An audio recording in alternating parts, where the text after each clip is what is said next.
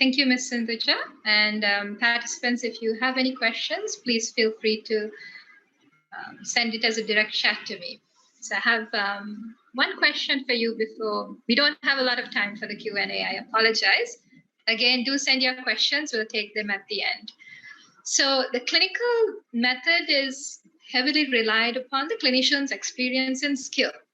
Mm-hmm. So on the other extreme, we can have a fully automated system which makes clinical interpretation based on qualitative and quantitative measurements. What is your opinion on that? So having a qualitative and quantitative, and in addition to the clinician experience, so that will give us accurate diagnosis, and also that will help the clinician to see and trace what's happening with the patient condition, whether there is an improvement or whether there is any changes in the conditions with that particular intervention.